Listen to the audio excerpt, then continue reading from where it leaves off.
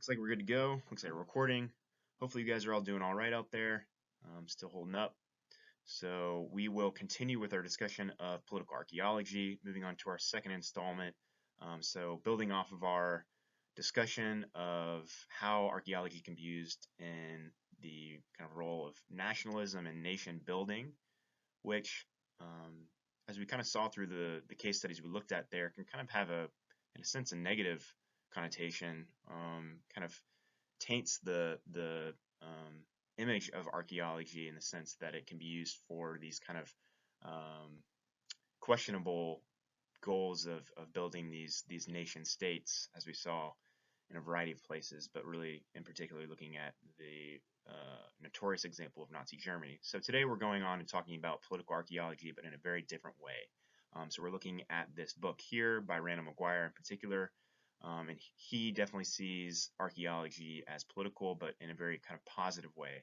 He sees archaeology as a tool that can potentially help improve our kind of modern contemporary society, the groups that are living within our society today. So we're going to take a look at this and kind of hash out his ideas, what he's arguing, look at really kind of a detailed look, take a detailed look at this book.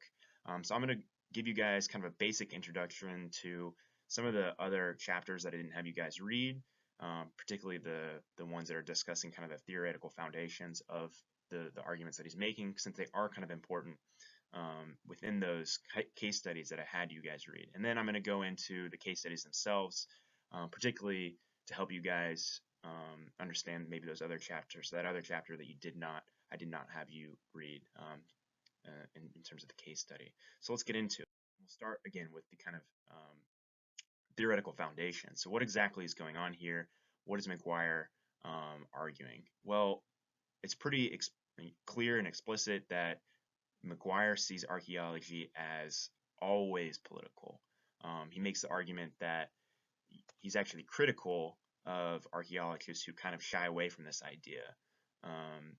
He argues that scholars should not try to deny the fact or obscure the fact that archaeology is political, kind of hide behind this kind of veil of what he calls false objectivity. So in terms of what he considers an ethical practice, he is kind of calling out a lot of archaeologists who say, archaeology is, kind of solely a scientific endeavor, doesn't have to do with politics. He's kind of arguing the exact opposite. We shouldn't be focusing as much on the scientific aspect. What we really should be focused on is kind of its impact within our modern day world. So in a sense, it is a kind of call to action, particularly calling on archaeologists who are conducting research. He's saying we must engage with the communities we are working with the communities that we are affecting. We must create an archaeology that liberates these subalterns through what he's calling practice, or what he really talks about a lot. A term he uses a lot is praxis. So subalterns is not a term that he's actually using himself, but the kind of the groups that he sees archaeology benefiting can be defined as these subalterns. So let's go look at these terms in particular, the subalterns and praxis, since again these. Here we go. I don't know what happened there. All right, so but for our purposes, we can come up with kind of a broad definition of what exactly or who exactly are subalterns. So basically, they're social groups displaced to the margins of society, and these can include, again, minority groups or races, individuals of a lower class, and most broadly, kind of politically and economically powerless. So that gives us kind of a basic understanding of who these subalterns are, who McGuire sees as potentially benefiting from from a political archaeology. But okay, that's all well and good, but who kind of more explicitly is he referring to? So if we're thinking about these broad groups, who exactly can archaeology help? We'll get into that in a second. So the other kind of second central tenet of the arguments that he's making is that archaeology must engage in this quote-unquote praxis. And so what does he define as praxis? He's, looking at some of the case studies, he says, we've engaged in praxis here. seeking to know the world, critique the world, and importantly, to take action in the world. So if you have to kind of condense that all, he's seeing archaeology as something that can kind of help us engage with those around us, as a very much a political tool.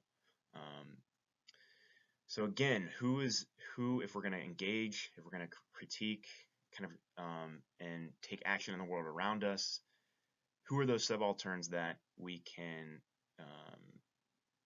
kind of, who stands to benefit from this approach to archaeology? So he comes about this in a kind of roundabout way, asking, who does it typically or traditionally serve? Obviously, it's serving a scholarly community of archaeologists, who are going out there doing the research, reading and engaging with other people's research. But he also makes the argument that it's typically a middle class consumer who is also engaging with this. So beyond just the archaeologists themselves, who might be coming from middle class he sees as a group of people who are kind of interested in these subject matters, maybe reading them through the news, purchasing books that are published, etc. So from that, he's saying we need to go beyond this, right? We're not helping anybody by addressing these communities. He says we should really, what we would argue is a truly radical practice of archaeology involves other communities, those that are locked in a struggle against inequality, and exploitation. And he calls this, he kind of has a term for this. It's not just praxis, but he says what we need is an emancipatory practice, a way of what he sees as contributing, quote unquote, to a more humane and equal world. So really clearly a political tool, an emancipatory practice in the sense that he sees archaeology as able to kind of liberate these subalterns, liberate these people who have kind of been pushed to the margins of society, give them better opportunities to succeed, and create this nice and shiny version of a more humane and equal world. So the case studies are what I had you guys read, since they're the most interesting part of this book, and they do, through kind of reading about them, we learn some of these, we get at least exposed to some of these arguments of how archaeology can be political. So I only had you guys read one of these, so I'll do my best to kind of briefly go over each one of them. So he's writing these chapters here as kind of a version of a travel log, a journal, right? These are projects that he's worked on, projects that he has designed, in a way, to kind of go about and use archaeology in the way he's just described, right? In this way of, involving as broad an audience as possible, one that can kind of, again, emancipate or liberate these other kind of subaltern communities. So the two projects we're going to be looking at is, the first one will be the Trinchera Tradition Project, which is kind of geographically located in this part of southwestern U.S.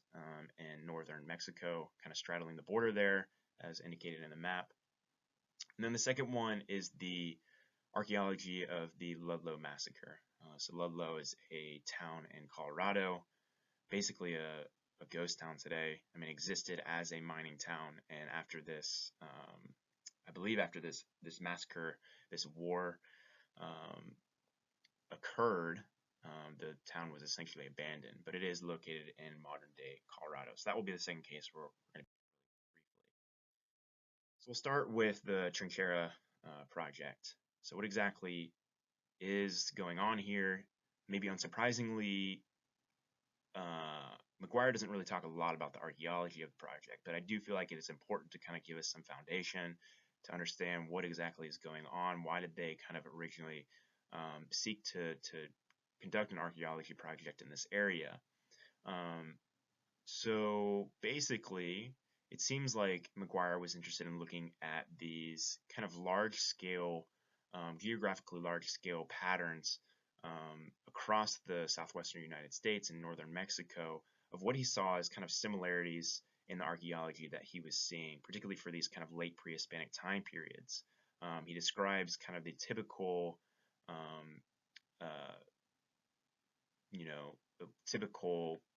features of this, what he's describing as the trincheras culture, which are depicted here. He mentions briefly this kind of red on blue ceramic style. He talks about the kind of classic site type. So across this area, you seem to have those sites that you do, for example, find these types of ceramics, these types of artifacts are located on these hilltop settlements, such as depicted here. So this is the site type itself of Cerro de Trinchera in Mexico. But you have these. It seems like he's making the argument that you have these kind of sites, these types of remains across this region. So he's interested in kind of how these areas were connected, looking at patterns of connectivity and movement across these large regions, and themes of or patterns of ethnogenesis as well.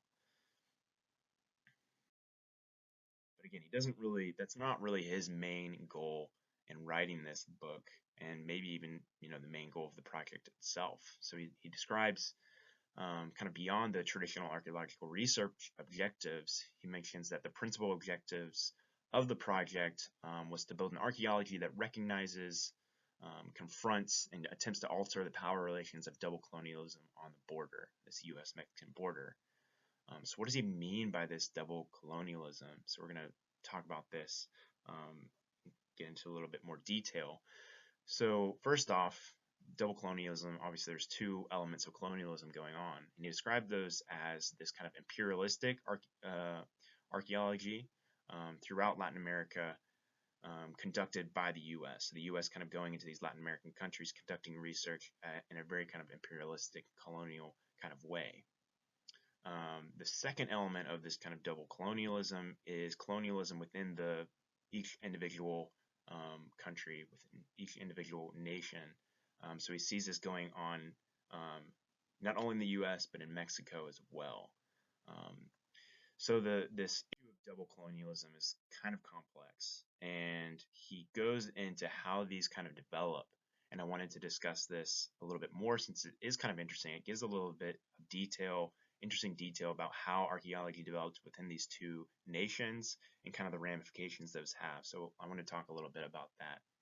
So he portrays the kind of beginnings of archaeology, or traces the beginnings of archaeology within these two nations to two kind of radically different movements. So on the one hand, you have Mexico, where archaeology was born out of this indigenismo movement. So following the Mexican Revolution in the early 1900s, similar to what we actually saw for the case of kind of these European nations and their interest in archaeology in the 19th century, and when they were kind of trying to get together, these nations were really starting to focus on building their boundaries, their nations themselves. They look towards archaeology. So you have actually something similar going on here in Mexico, where again, following the revolution in the early 1900s, the country was kind of in this state of they needed something to again kind of rally around to kind of boost morale in a sense. So they looked to create this nationalist movement that was based in archaeology. It started to capitalize on a native identity as a shared national identity. So they kind of threw away this idea that their nation was completely a result of European kind of involvement in a way, but through indigenismo, this idea that all Mexicans were of mixed heritage, of a mixture of indigenous and European heritage. So because of that, they could claim that the kind of these past societies, past groups of people, this indigenous culture could be claimed as their own, since they all kind of share that. They are kind of this mixed ancestry. So in a sense, archaeology becomes a matter of national heritage and identity. Alternatively, in the U.S., we obviously have something very different going on, and this is something I kind of briefly addressed in the last lecture, looking at why archaeology didn't really become a matter of national pride here. So this was kind of a result, again, not something that's very super surprising, since the trajectory of how the U.S. came to be a nation was you know, different in the sense that we never really there was not a whole lot of mixing with native populations. They were forced out kind of quickly from the beginning, and because of that, we didn't have, in a sense, didn't have the opportunity to um, create this kind of mestizo or indigenismo kind of culture. So instead, from the kind of get-go, indigenous populations were recognized as "quote unquote" the first Americans. And this is important because it's kind of separating the indigenous populations as different. It's kind of exoticizing them in a way, saying they are clearly different. We are European. They are these first Americans, and we are maybe the second generation of Americans. So this kind of ideological separation kind of then led to the physical separation of these cultures. And from that, archaeology took a very, very different trajectory. Instead of a matter of kind of internal identity and national heritage, archaeology becomes seen more of as a study of natural history. So from that, you've got the ways that archaeology are going on, and from that, the types of kind of colonialism that are going on within the boundaries of these nations is drastically different. So, and then it's the other kind of element, again, is looking at not only imperialism within the boundaries of each country, but what McGuire is describing as an imperialistic colonialism. So from this kind of indigenismo in Mexico, you don't really have as much of an interest by Mexican archaeologists in cultures outside the boundaries of that nation. So instead, you have kind of this sole focus on understanding developments within the nation state. McGuire makes the point that Mexicans are almost never carrying out research in the US or Canada. They're always doing work within Mexico. Alternatively, because archaeology was seen as a matter of kind of natural history, archaeologists in the United States tended to focus on broader questions about processes of culture change.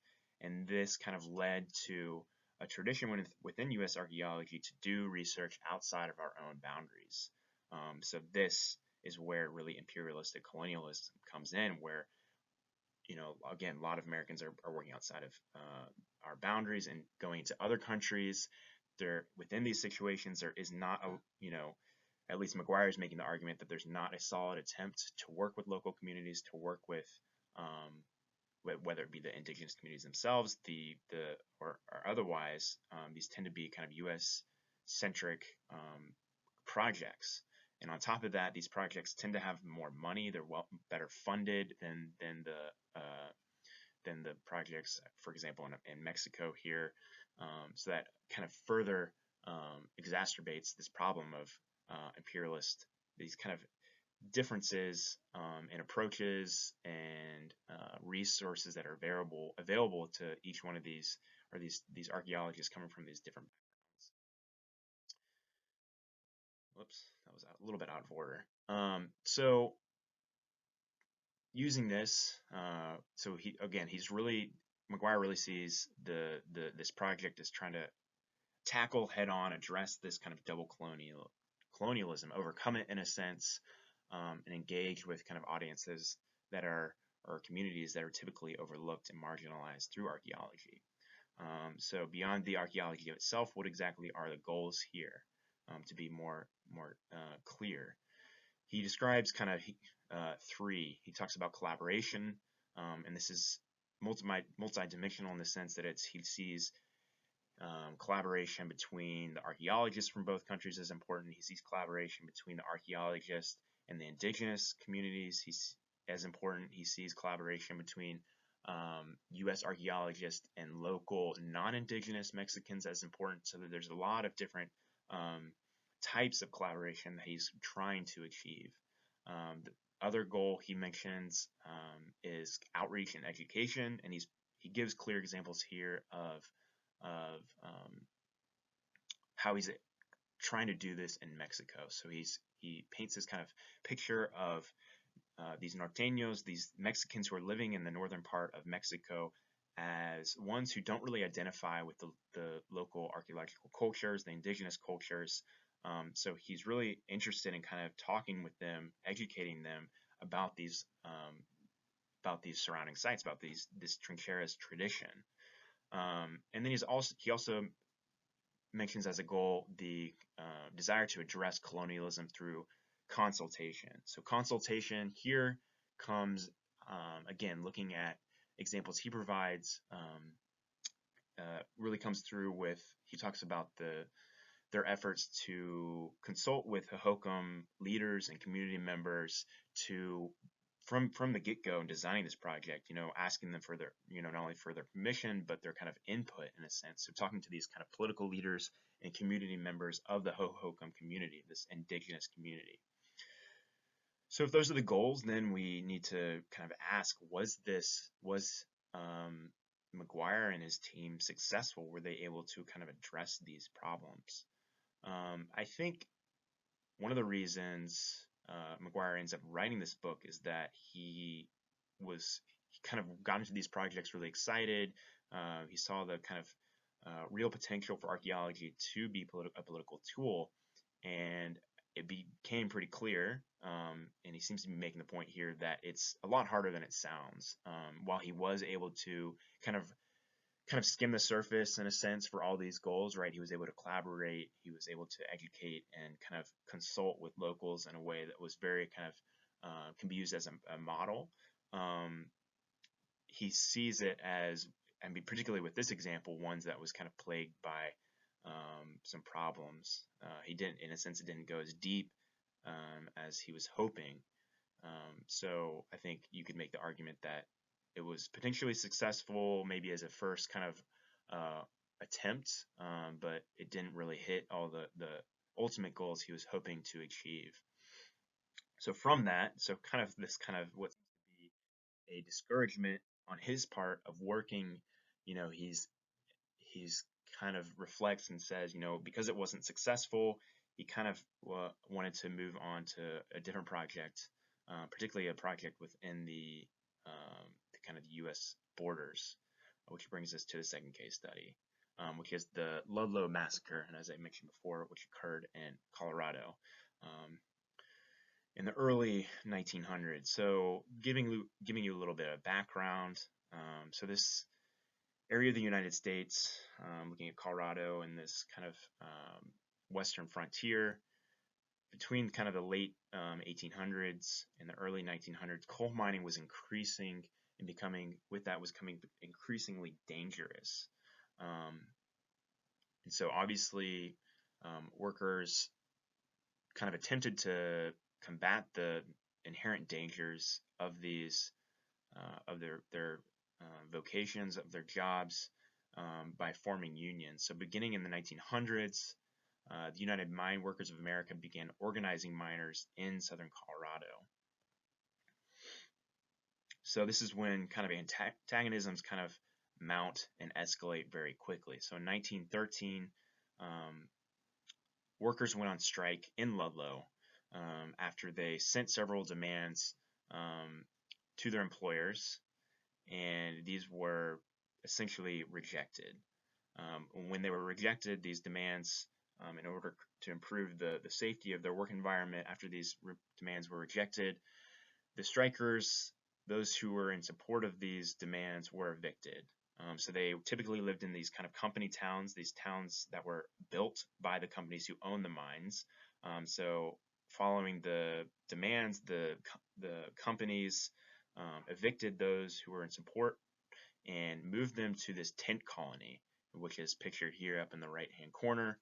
So they evicted them from their company homes and moved them and sent them to tent villages prepared by the unions, but obviously in a kind of different, interesting case of, kind of separating them, moving them to these poor living conditions.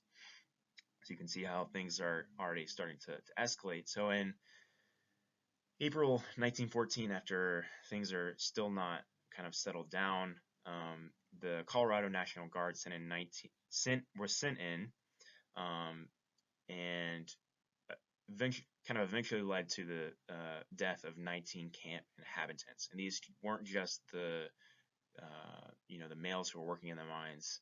It also involved families and children who were living there as well. So it was a pretty brutal massacre in a sense, um, pretty nasty. So it kind of the conflict continued on for in the ensuing months. I believe the miners kind of retaliated and started to vandalize and destroy the company towns, and violence seemed to kind of persist throughout 1914, I believe. So it was really this huge ordeal. So when it did kind of settle down, it did have some pretty striking immediate consequences. Obviously, the deaths themselves was pretty striking. It was actually the deadliest strike in the history of the United States, but it was also an important kind of pivotal moment for U.S. labor relations and the kind of history of development of U.S. labor relations. For example, this was kind of fundamental in establishing certain laws regarding child labor, and laws which kind of formalized 8-hour workdays. So in and of itself, the event was fairly influential. But McGuire, again, he was coming off this project in Mexico in the southwest United States, and kind of again, I don't think it was a total failure, but seeing some of the kind of complications there, McGuire was, in coming from his desire to use this kind of emancipatory praxis, he saw this site of Ludlow, and the events of the Ludlow massacre as a really great opportunity to engage in something that was politically meaningful. So he addresses this, he brings up this question, he says, why do archaeologists seek to study the past that is not their own? He's kind of discomforted in a sense with the colonialism in archaeology, and he obviously saw that, again, those imperialistic elements and kind of nationalistic elements of colonialism in that previous project. So he turns to Ludlow, and he does it for reasons laid out here. He sees this as one which, doesn't really exoticize the past, or is not just, I don't know, simply not exotic. So here we're dealing with people that can be traced back. He himself kind of has connection with, kind of can trace back to his own ancestors. So we're not something that's not exotic. We're not dealing with this different indigenous population. In a sense, it's close to home with direct relation. He actually talks about, I believe, his great grandfather who worked in Colorado, actually before the Ludlow massacre itself, but again, just kind of paints this picture of how he's kind of personally invested, has some kind of interest based on his own family history. So this is a really fascinating case in the sense that it has been it was pretty thoroughly covered, kind of from a historical point of view, and this kind of brings us back to our discussion when we looked at kind of the intersecting of history and archaeology and how those can kind of clash in a sense, how they can kind of overlap, what the differences of these two approaches to understanding the past really are. So he makes the point that there was lots of historical information about this war and this massacre, but little actually was known about the kind of mundane day-to-day realities of life in the mines themselves, the towns, and the camps. So again, archaeology is kind of uniquely suited to do just that, to look at the mundane elements of day-to-day life, to systematically examine the material conditions of day-to-day life. So he, beyond just kind of making that the broad goals, he mentions that the documentary sources have kind of little information on these quote-unquote passive women within the home, or he's also interested in looking at example processes of, again, ethnogenesis and class building. So these mines historically were places where groups of different ethnicity would have kind of intermingled, and people of not necessarily a mixture of classes, but predominantly from lower classes. But he's interested in seeing how these identities are kind of built within these places, these mines, these mining camps. So in a sense, we're given a richer and kind of more in-depth look, more methodical knowledge of the everyday, day-to-day domestic experience in the Colorado mining camps. So that gives you kind of the one view of the goals of this project, in the sense of the kind of, in a way, scholarly goals, right? They're interested in looking at these, as I mentioned up above, kind of these, looking at getting more detail on the everyday life of individuals who lived in these camps, and how that related to processes of identity building. I guess something he's really interested I think we can describe as a scholarly goal. But he's also, again, sees this project as kind of much more, as a way to become a political tool.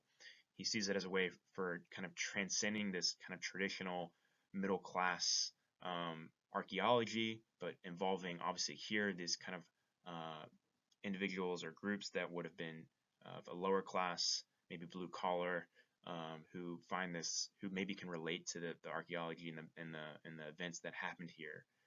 So he sees it as an opportunity to build an archaeology of the American working class. So again, the question is, was it ultimately successful? Perhaps more so. I think McGuire might argue that ultimately it was, he was able to engage with um, people on this project that he wasn't able to, and for example, in his efforts in Mexico and the southwestern United States, in the sense that he kind of, from the get-go, this was a project that wasn't dealing with the exotic, right? It was dealing with something that was familiar. So in a way, what made him more comfortable, it was an archaeology that was not inherently colonialistic in a way. So I talked about kind of the immediate ramifications following the massacre itself. It seems like there was some ramifications from this project as well that maybe had some broader implications. Following their work, the site was designated a National Historic Landmark as well in 2009. So we'll kind of end. We've taken a kind of very quick look at these projects and what McGuire is trying to do. Takes a pretty dramatic stance, radical in a sense, kind of to the degree in which he envisions archaeology compared to the ways we've kind of described it, or looked at it within this class, right? So we kind of started our class thinking about how archaeology can be scientific, and we are interested in looking in that mainly in a way that we can avoid pseudo, the traps and pitfalls of pseudo archaeology. So it was kind of easy for us to look at archaeology as a scientific endeavor and the best ways of going about and doing that. So McGuire sees the goals of archaeology as not as a scientific endeavor, but as kind of a political tool. So it's really a good point of discussion. Unfortunately, we can't sit here and talk about it too much, but I did want to encourage you guys to talk about these issues within the discussion board on CourseWeb.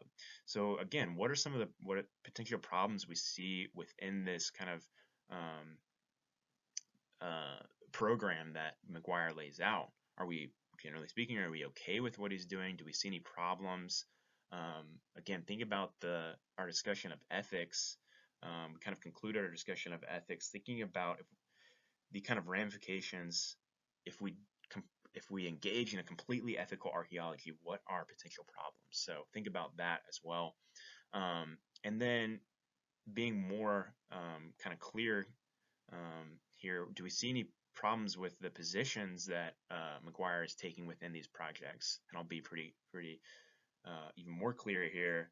What might his role in the kind of Ludlow archaeology project, as someone who has some kind of investment? I talked about how he has kind of this family history that reaches back to the Colorado mines. How that might be problematic? Is it problematic at all? And kind of doing quote unquote scientific research, even though that's not what he's interested in doing. I think a comparison between the two projects is interesting, and I've kind of laid out my kind of first impressions of comparisons here. Was particularly if we ask the question, ask the question of, was one of these projects more successful than the other? And then again, looking at general opinions, is this scientific research? Do we even care? I mean, again, it's not his, doesn't seem to be a concern to him if he is actually doing scientific research. And as far as he's describing his projects here in the book, um, and it all, even if it's not scientific, is what he's doing, is it effective? Is it something that we should try to do more of as we kind of, as archaeologists, someone like myself, go and attempt to design projects? Really interested in seeing what you guys have to say about that. So I will leave it. I won't go into any more detail. Hopefully in the next lecture, I'll be able to kind of give you some feedback on what you guys brought up in the discussion board. So that does it for this class, this presentation. Just, I guess the only thing to note is just remember that the quiz 5, I believe, is up on CourseWeb, so make sure to take that.